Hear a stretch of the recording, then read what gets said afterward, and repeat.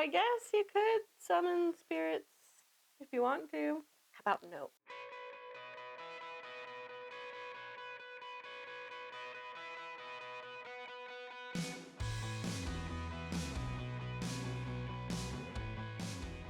Hey everyone, I'm Allison with Better Half Reviews, and today I'm talking about Don't Go In There by Road to Infamy Games. This is by Andrew Nerger and Jeffrey Chin, and the art is by Rupert Lewis Jones.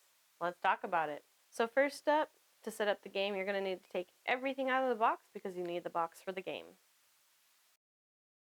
Alright, you've taken everything out of the box, and now you have your dice tower for the game. Each player needs to choose their color and take the matching screen with it. In order to set up the game, you need to choose how many curse cards you're going to be playing with, and that depends on your player count. So with the 3-player game that we're going to do, we need 6 types. We're going to shuffle them all together and then randomly remove 12 cards. Now in my version of the game, I do have the limited edition curse cards, which includes some extra types of curse cards. Alright, so I've picked my 6 types. I got Holy Water, Amulets, Twins, Mirror, Rings, and Cats. We're going to shuffle these all and then randomly discard 12 of them. The 12 cards you're going to take out of the game, just set them off to the side. There are some instances where you'll get back into these, but we're not playing with one of those cards that will do that. Now you're going to set up the rooms. There are 3 rooms. Each room will get cards. Typically you're going to put them face up, but some cards have certain things written on them to change it up. So in this room, it says, hey, this card needs to be face down. You need to go into this room in order to know what the card is. Alright, and you're set up and ready to play. But let's talk about the anatomy of the rooms and the cards. Okay, so let's check out the cards. So in the top left corner, they have these hands that have a number on it. This is the number of curses that you gain when you take this card. And then this bottom middle section will tell you how to deal with this card. So this one has a game end feature. And if it doesn't say at game end, it occurs when you have enough to play them. So this one, it says at game end, dispel, so that means like discard, get rid of, an amulet with a 4. So if I collect this one, I'm hoping that eventually I will collect a card that has an amulet with a number 4 on it to be able to get rid of it at the end of the game. Because curses are not good. So you're collecting cards, but you need to also get rid of them. I'll explain that later. And so like with this one, the rings, it has different curse numbers. So this one's higher than that one's worse. And this one says, hey, if you collect 4, you can dispel 4 rings. So some of these may be higher in number, but you're hoping to collect enough that you'll dispel it or discard it. So if I already have these 2, then I just need 2 more rings in order to get rid of these. So just an example of a few others, like Holy Water says, hey, if you collect 2 of these, discard half your ghosts rounded down. You're going to be collecting ghosts throughout this game, and you don't want to have the most ghosts because that will curse you even more. So this would be a good card to collect if you have a lot of ghosts that you've been collecting. The Mirror says, hey, if you take this card, you have to take a ghost. And then if you collect 3 of these, then you'll be able to dispel 3 mirrors. Remember, dispel means discard. And the cat here, hey, it has a game end thing. So if you end with 9 or fewer ghosts, dispel all but one of your cats. So if you're not getting a lot of ghosts, maybe go for cat cards. And that's a way to get rid of some of these curses. But if you end up pushing your luck and having too many ghosts, well, now you've got extra curses to keep. Alright, so let's talk about the room boards. The room boards are double-sided, so once you finish a room, you're going to flip the board over and then refill it. So you have the slots for the different cards to go on, and then this is how far into the room and out of the room that you can go. So you're choosing, so the further you go in, the more likely you are to be able to pick the card that you want from that room. And the further back you are, you're going to be picking last, but you'll also be safer. So the further you go in, the less likely you can block ghosts. The further back, the more likely you can block ghosts, but less likely to get your card. So the rooms have different setups. So like this one, when we flip it over, so this one, if you went further back, you got to get rid of a ghost. This one, if you go further in to get your first choice, you're going to take an extra ghost. So like this one had that card that was face down. It's the secret passage, so you have to come into this room in order to see and peek at whatever this card is. This one, you sort them from lowest to highest for curse numbers. So if you're getting like a lower curse card, which is better, you're going to have to take a ghost. But if you're taking a higher curse card, you'll be able to get rid of a ghost. Or in some instances, you have boards that let you mitigate the dice a little. The player who is resolving the room or triggered the room can change one die result, so you could make that good or bad for people. Or the basement, you can re-roll the dice once. So let me show you how that works. So when you take your action, you're going to choose one of the rooms and how far in you want to go. So let's say yellow does want to go there, but they want to kind of play it safe, so they're going to go in the middle road. And then purple takes their turn, and they can go in any of these rooms. Everybody just goes around. But when a third meeple goes into a room, that sets off the room, and now that room is triggered. Based on the cards that are in that room, you roll that many ghost dice. So this has 1, 2, 3, 4 ghost dice are going to be rolled. These are glow in the dark, but I'm going to keep the lights on just so you can see what's going on. So I have these 4 ghost dice. You roll them into the dice tower. And it looks like we got just 2 ghosts. The other ones were blank. Now you're going to determine who gets how many ghosts. So we rolled 2 ghosts. Based on how far into the room is how many ghosts that you can block. So orange has 1 flashlight on the spot that they're at. They can block 1 ghost, but 1 ghost still gets to them. So they have to take a ghost token, and they'll put it behind their player shield. Yellow can block 2 ghosts, so they're safe. They don't have to take any ghosts. And then purple, they can block 3 ghosts, so they are fine. They blocked all of them. And also when they went there, they could get rid of a ghost, if they had one to get rid of. Now you're going to choose cards in player order. So orange placed further into the room, so they're going to pick a card first. Then yellow. And then purple. Everybody takes back their meeples. And then this room will flip over. And now we're just going to fill this up with the deck here.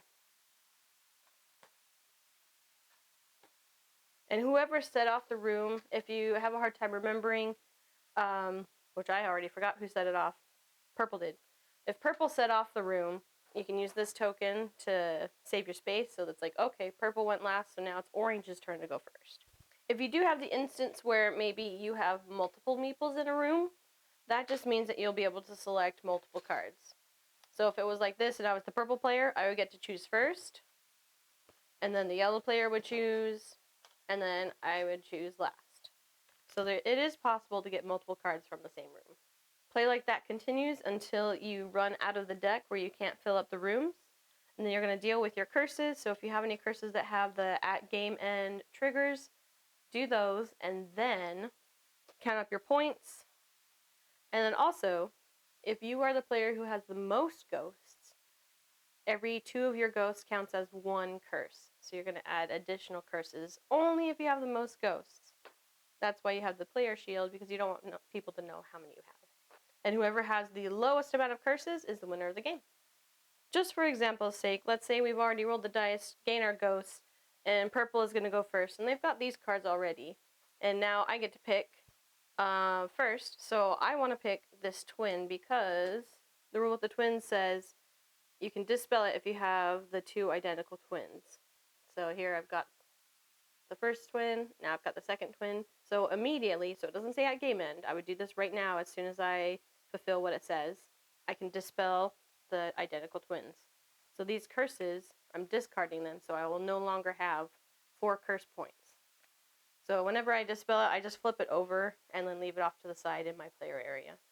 So now I'm hoping to find this twin or get 3 more rings to try to dispel my curses. But if it comes to the game end and I wasn't able to get 4 rings, I'm going to have to count these curses against me.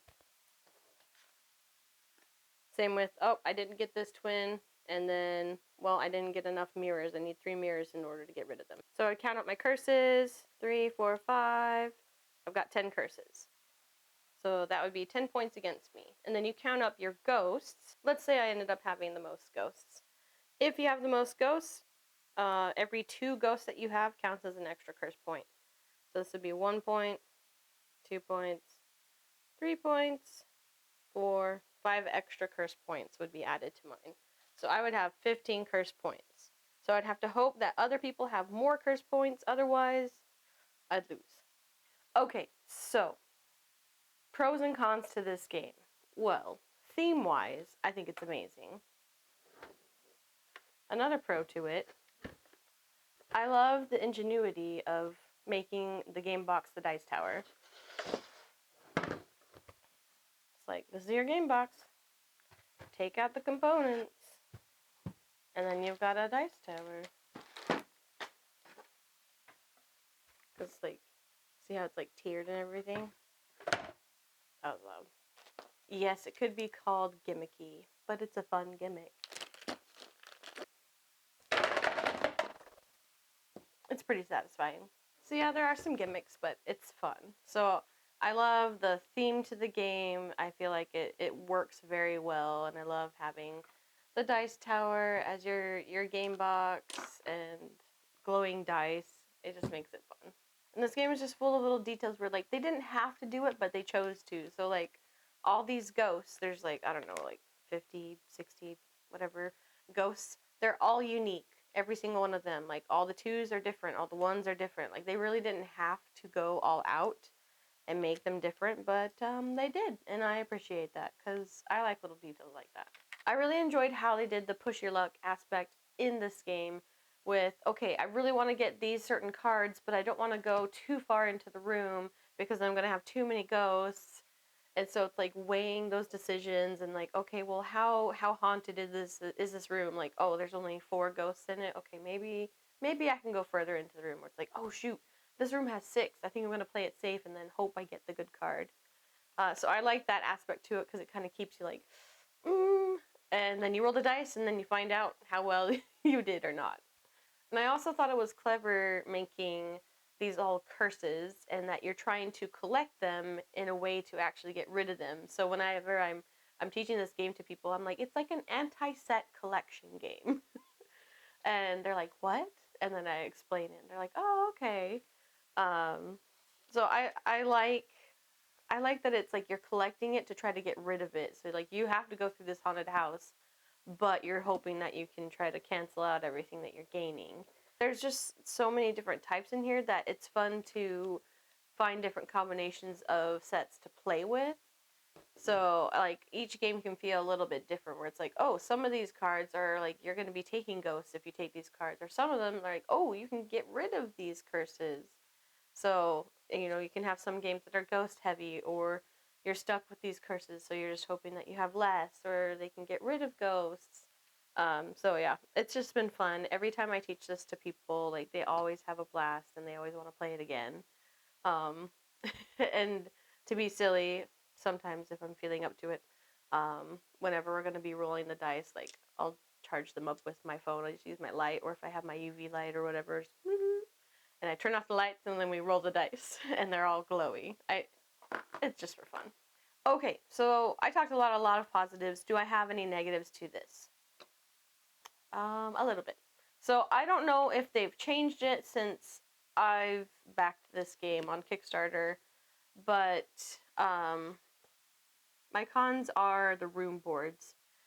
They are warped. They came warped, and I couldn't get them to get any better. So it's kind of a small thing. Like, I can still play with them, but they don't really lay flat. And yeah, I don't know. So I kind of wish that they had done something different with these, where I thought, you know, something like a thick paper or something would have been nicer, because then you don't have to worry about it like really warping like this. So I don't really like that it's warped. And one thing I would love for this game to have is for them to have more rooms. So, like, you know, with the curses, we have so many different curses. You can trade them out, play with different ones. I think it would be so cool to have different rooms that you can trade out and play with. And if they were out of, like, thick paper or something like that, you could probably fit more in the box. But that's just me. I'm not the designer of the game. But yeah, so one of my cons is definitely the room boards. They're just, at least in my old edition, this is the first edition, they came all warped, and yeah. They're still good. They work. It doesn't inhibit me playing the game. I just wish that they looked nicer. Honestly, I think that's only my real con. I enjoy the game. I don't really have any negatives to how the game plays, it's great, honestly.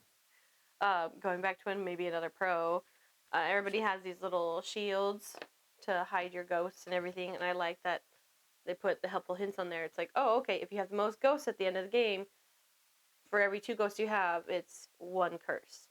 And then, yeah, it just gives you little, like, player hints as you're playing the game. And if you're into extra aesthetics to the game, at least is that just on mine?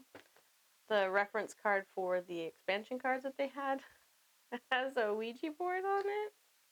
And this is your token for wherever you stop, whoever sets off a room.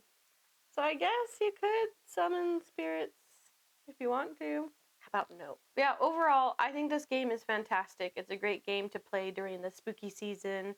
I love teaching this one to people. It's always just, very interactive and fun of like, who's going to set off the room? Oh no, we rolled too many ghosts. Or, oh no, you took my card. Like, it just, I don't know, it's just fun, and the theme works, the gameplay works, the art and look of it is great. The only thing I'm really docking it on is maybe some of the component quality with, at least in mine, the boards that are kind of warped, and the cards aren't like the highest quality, but it hasn't changed my mind about the game. If I really wanted to, I could sleeve it, but I just have fun with this game. Yeah, so it has great aesthetics to it. It has a lot of interactive push your luck. It's just fun. So if you want a fun and spooky game to add to your collection, Don't Go in there. Alright, I'm Alison with Better Happy Reviews. Happy gaming!